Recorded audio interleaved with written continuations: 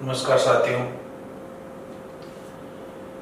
जैसा कि अपन सब लगातार 6-7 जो अपनी क्लासें हुई है महाद्वीपों के बारे में, अब अपना जो अगला चैप्टर है वो है दोस्तों अपना महासागर। अपन ने जब शुरुआत की थी तब अपन ने देखा था कि 7 महाद्वीप और 5 महासागर स्थित हैं। उनमें से अपन ने 7 महाद्वीपों का अध्ययन कर लिया है। आज अपन महासागरों के बारे में बात करेंगे, या महासागरों की जो विशेषताएं हैं या जो कौन कौन से प्रश्न आने लायक है महासागरों में से, उनकी अपन बात करेंगे। तो सबसे पहले देखते हैं दोस्तों, जब अपन ने देखा था कि जो महाद्वीप है और एक नाम लिखा था अपन ने महासागर। महाद्वीपों का निर्माण कैसे हुआ ये अपन पढ़ चुके हैं। अब देखते हैं महासागर। जब अपन ने एक सिद्धांत पढ़ा था दोस्तों, महाद्वीपीय सिद्धांत, महाद्वीपीय विस्थापन सिद्धांत।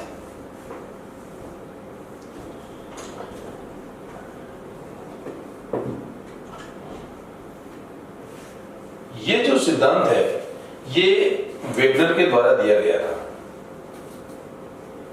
और जो ये वेगनर महोदय थे इन्होंने बताया कि ये जो पृथ्वी एक पेंजिया के रूप में जो स्थल रूप था, ये पेंजिया, और इसके चारों ओर जो जलीय क्षेत्र था उसे इन्होंने पैंथालासा नाम दिया था। इसका अपन अध्ययन कर चुके हैं। ये पैंथालासा, पेंजिया से तो महाद्वीपों का निर्माण हुआ, और ये पैंथालासा जो समुद्री भाग था या जलीय भाग था, इससे अपने महासागरों का निर्माण हुआ। ठीक है दोस्तों, तो अपने पृथ्वी पर पैंथालासा के कारण या पैंथालासा से ही महासागरों का जन्म हुआ है। तो अपने पृथ्वी पर दोस्तों 5 प्रमुख महासागर हैं, 5 महासागर। ठीक है दोस्तों, तो इसे अपन मैप के माध्यम से देखते हैं एक मिनट कि 5 महाद्वीप कौन कौन से हैं।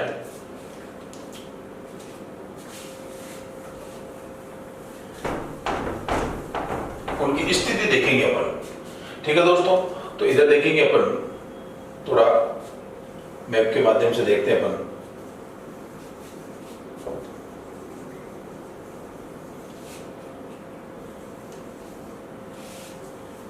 तो ये अपने विश्व की स्थिति है दोस्तों। ये अपन ने 7 महाद्वीप बनाए हैं। अब देखो, यहां जो ये पृथ्वी के चारों ओर अपने को मानचित्र में दोनों ओर मिलता है, जबकि ऐसा नहीं है, ये पृथ्वी के चारों ओर है, इसलिए ये दोनों तरफ दिखाई देता है पृथ्वी गोल होने के कारण। इधर भी अपन एक नाम लिखेंगे, प्रशांत महासागर, और इधर भी एक नाम लिखते हैं अपन, प्रशांत महासागर। ठीक है दोस्तों, ये हो गया अपना पहला महासागर, प्रशांत महासागर। ठीक है, ये देखिए दोस्तों, यहां एस की आकृति का ये जो महासागर है इसका नाम है अंध महासागर, अंध महासागर, या इसका दूसरा नाम है दोस्तों अटलांटिक महासागर, अटलांटिक महासागर। तो दो गए दोस्तों। तीसरा देखो, भारत के नीचे यहां ये हिंद महासागर, हिंद महासागर। ठीक है दोस्तों, ये जो उत्तरी ध्रुव है इसके चारों ओर जो जलीय क्षेत्र फैला हुआ है, इसे अपने नाम दिया है उत्तरी ध्रुव महासागर, उत्तरी ध्रुव महासागर, या इसी का नाम है दोस्तों आर्कटिक महासागर। और ये दक्षिणी ध्रुव के जो चारों ओर फैला हुआ दोस्तों, इसे नाम दिया अपन ने दक्षिणी ध्रुव महासागर, दक्षिणी ध्रुव महासागर। ठीक है दोस्तों, ये अपने प्रमुख 5 महासागर हुए, प्रशांत महासागर, अटलांटिक महासागर जिसका नाम अंध महासागर भी है, फिर आ गया अपना हिंद महासागर, उत्तरी ध्रुव महासागर जिसे आर्कटिक महासागर कहा गया, और ये अपना अंतिम में दोस्तों दक्षिणी ध्रुव महासागर। ये प्रमुख अपने 5 महासागर, आप इसका स्क्रीनशॉट ले लें।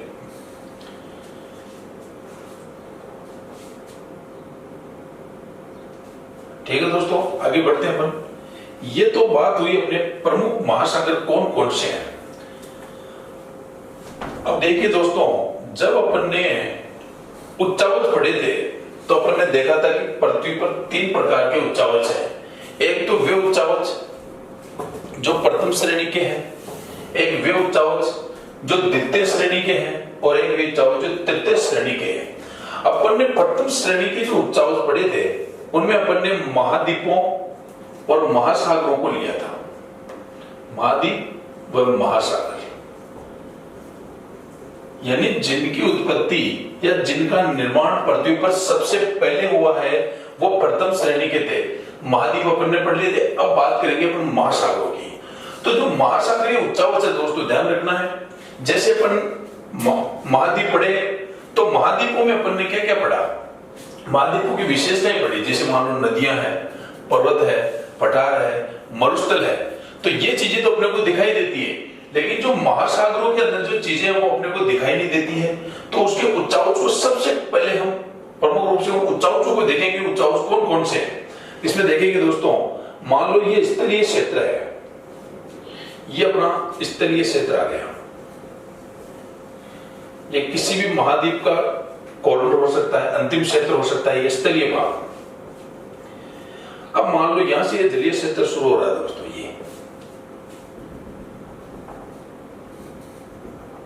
ये जलीय क्षेत्र है अपना।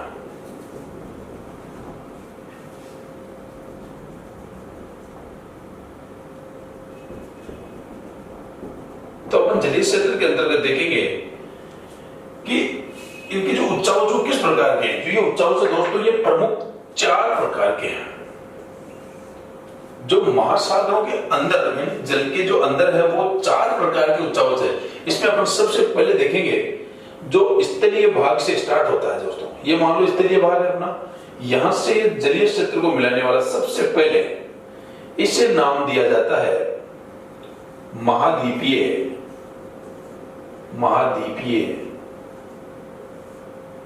मग्न तट। क्योंकि ये स्थल से जुड़ा रहता है, स्थल का मतलब यहां पर महाद्वीप से ही लेंगे, ये महाद्वीपों से जुड़ा रहता है, या किसी भी महाद्वीप का अंतिम सीमांत भाग होता है। इसलिए ये जो जलीय क्षेत्र है यहां से यहां तक, ये इसके बिल्कुल पास वाला, इसे अपन ने दोस्तों नाम दिया महाद्वीपीय मग्न तट। ठीक है।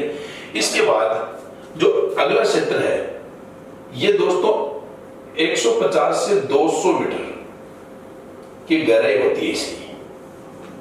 यानी जो महाद्वीपीय जो मग्न तट है इसकी गहराई होती है दोस्तों 150 से लेकर 150 मीटर तक। आगे देखते हैं, ये जो इसके आगे वाला क्षेत्र है या फिर ये तीव्र ढाल वाला होता है। ये क्षेत्र ये तीव्र ढाल वाला होता है। इसे नाम दिया अपने दोस्तों महाद्वीपीय मग्न ढाल। एक जैसे नाम है दोस्तों। सबसे पहले जो स्थिति है वो तो है अपनी महाद्वीपीय मग्न तट। इसके बाद जो स्थिति आई तीव्र ढाल वाली, उसे अपन ने नाम दिया महाद्वीपीय मग्न ढाल। इसके बाद जो दोस्तों ये जो स्थिति है आगे की, यानी तीसरा उच्चावच मानेंगे इसको अपन, इसे नाम दिया अपन ने गहन सागरीय मैदान। गहन सागरीय मैदान, ये तीसरे प्रकार की उच्चावच हो गई अपनी। और देखो अब ये जो गहन सागरीय मैदान है दोस्तों, अपना जो चौथा प्रकार है इसमें देखेंगे अपन गहन सागरीय मैदानों में जो समुद्री पठार बन जाते हैं या समुद्री गर्त बन जाते हैं। जो समुद्री पठार होते हैं दोस्तों उन्हें तो गोएट कहा जाता है। गोएट कई बार प्रश्न पूछ लिया जाता है, गोएट क्या है?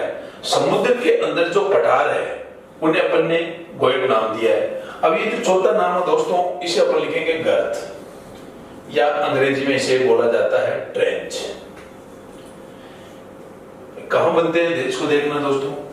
ये जो गहन सागरीय मैदान है दोस्तों, इसमें अब जो गहन सागरीय मैदान है इसकी जो गहराई होती है दोस्तों होती है 3000 से लेकर 6000 मीटर तक।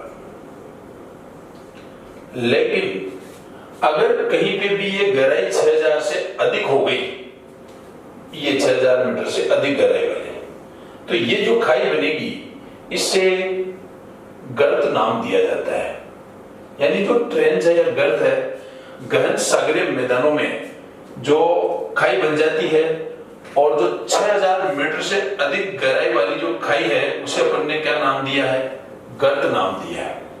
तो प्रमुख रूप से अगर अपन देखें तो महासागरों के अंदर किस प्रकार का उच्चावच है, वो 4 प्रकार का है।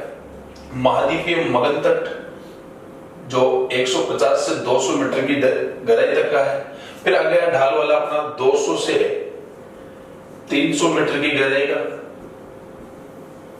फिर आ गया अपने गहन सागरीय मैदान जो 3000 से लेकर 6000 मीटर की गहराई तक का है। फिर जो अपने ट्रेंच है, यानी अगर कहीं पे भी गहन सागरीय मैदान 6000 से अधिक गहराई के हो गए तो उन्हें अपन गर्त कहेंगे। अब मान लो अगर यहाँ कोई पठार का निर्माण होता है इन गहन सागरीय मैदानों में, तो जो समुद्री पठार है उसे अपन गोइट नाम देंगे। ठीक है दोस्तों, और देखते हैं अब इनकी विशेषता देखते हैं थोड़ी थोड़ी। जो ये महाद्वीपीय मगन तट है दोस्तों, ये पूरे सागरीय भाग के 8.6% भाग पर फैला हुआ है, पूरे भाग के।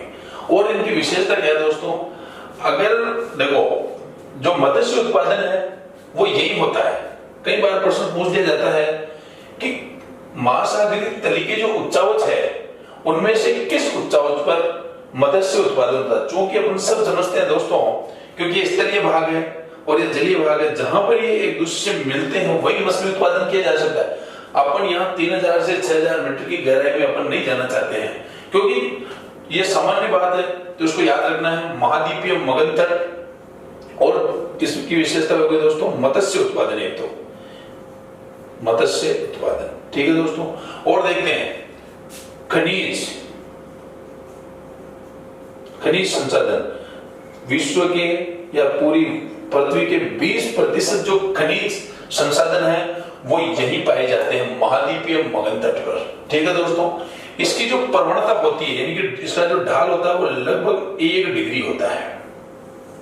इसकी प्रवणता महाद्वीपीय मगन तट याद रह जाएगी दोस्तों। अब देखते हैं अपन, ये हो गई अपनी बात महाद्वीपीय मगन तट की। अब आते हैं अपन दोस्तों महाद्वीपीय मगन ढाल पर। अब ये जो मगन ढाल है दोस्तों, इसकी जो ये बिल्कुल तीव्र रहता है। इसकी गहराई अपन ने देख ली 200 से 300 मीटर। यहाँ अत्यधिक ढाल होने से, इसका ढाल होता है 2 से 5 डिग्री के बीच, 2 से 5 डिग्री। अत्यधिक ढाल होने के कारण यहाँ कोई भी निक्षेपण नहीं होता है, किसी भी खनिज का जमाव नहीं होता है, इसलिए यहाँ किसी भी प्रकार के खनिज संसाधन नहीं पाए जाते हैं। याद रखना है, खनिज संसाधन नहीं पाए जाते हैं। कारण समझ में आ गया दोस्तों, क्योंकि तीव्र ढाल होता है 2 से 5 डिग्री, बहुत ही अत्यधिक ढाल होने के कारण यहाँ किसी भी खनिज संसाधन का निक्षेपण नहीं हो पाता है। अब देखते हैं दोस्तों अपने आगे जो तीसरा आता है गहन सागरीय मैदान। ये पूरे सागरीय क्षेत्र के लगभग 75.9% भाग पर फैला हुआ है। ये जो अपना महाद्वीपीय मगन तट है तो 8.6 पे था, महाद्वीपीय मगन ढाल 8.5% भाग पर है। और जो अपना गहन सागरीय मैदान है दोस्तों, यह 75.9% भाग पर। इसकी जो गहराई अपन ने लिख ली पहले 3000 से 6000 मीटर है। अब जो समझने वाली बात है दोस्तों, इसको अपने को यहाँ गर्त और गोइट को समझना है। पूरे सागरीय मैदान के लगभग 7% भाग पर, पूरे सागरीय जल के 7% भाग पर गर्त या ट्रेंच पाए जाते हैं। अब देखो दोस्तों, क्योंकि प्रश्न कहां से आता है, ये तो थोड़ी सामान्य जानकारी। यदि प्रश्न ऐसे पूछे जाते हैं, मान लो कि विश्व का सबसे गहरा गर्त कौन सा है, अब अपने को समझ में आ गया गर्त क्या है, यानी ऐसी खाइयां जो 6000 मीटर से अधिक गहरी है उन्हें अपन गर्त या ट्रेंच कहेंगे। अब तक पूरे वर्ल्ड में जितने भी महासागर, अपन ने 5 महासागर पढ़े हैं, 57 गर्त पाए गए हैं या 57 ट्रेंचों का पता चला है। उनमें से 32 ट्रेंच यानी कि 32 गर्त अकेले प्रशांत महासागर में है, अकेले प्रशांत महासागर में। ठीक है दोस्तों, नाम याद रखना है गोयट, समुद्री पठार, यानी समुद्र के अंदर जो पठार का निर्माण हो जाता है। पठारों का निर्माण कैसे होता है दोस्तों, थोड़ा देखते हैं अपन। एक नाम आता है दोस्तों परवाल भित्ति, परवाल भित्ति। जब अपन ने ऑस्ट्रेलिया महाद्वीप पढ़ा था तब अपन ने एक लाइन पढ़ी थी दोस्तों, ग्रेट बैरियर रीफ, जो ऑस्ट्रेलिया के पूरे भाग में स्थित थी। ग्रेट बैरियर रीफ यानी संसार की सबसे लंबी और सबसे बड़ी प्रवाल भित्ति थी। वो प्रवाल भित्ति क्या होती है दोस्तों, मान लो यहां देखते हैं थोड़ा सा, ये स्तरीय भाग है, ये स्तरीय भाग है,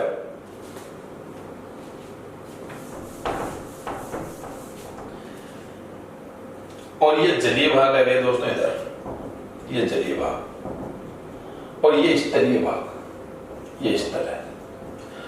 अब लगातार यहां जैविक मूंगों, जैविक निक्षेप यानी जो छोटे छोटे जीव जंतु हैं, जो जलीय जीव है, वो यहां मर के यूं यहां पे आके इकट्ठे हो जाते हैं। अपन ने देखा होगा जी गांव में भी जैसे तालाब होता है तो सारी गंदगी उसके किनारे पर होती है, बीच में कभी नहीं होती है, क्योंकि वो वहां तैर नहीं पाते हैं। और ये जो जैविक मूंगे हैं, जैविक मूंगे, ये यहाँ इकट्ठे होते आते हैं धीरे धीरे धीरे धीरे धीरे, और धीरे धीरे ये ऐसे बढ़ती इतनी जाती है कि जो शुरुआत में जो निक्षेपण था वो बहुत ही कठोर हो जाता है, और ये एक तरह से एक बाधा का काम करता है। इसे इसको नाम दिया गया है परवाल भित्ति, परवाल भित्ति। याद रहिएगा दोस्तों, जैविक मूंगों के निक्षेपण के कारण परवाल भित्ति का निर्माण होता है। ठीक है दोस्तों, तो दोस्तों ये बात है अपनी कि अपन महासागर पढ़ेंगे, लेकिन उससे पहले महासागरों के अंतर्गत या महासागरों के अंदर की क्या स्थिति है, उनके उच्चावच किस प्रकार के हैं, क्या क्या चीजें हैं, इस बारे में अपन ने जानकारी ली। अपन ने 4 प्रकार के देखे दोस्तों, महाद्वीपीय मगन तट, महाद्वीपीय मगन ढाल, गहन सागरीय मैदान और कर्त। मुख्य चीजें यही थी दोस्तों।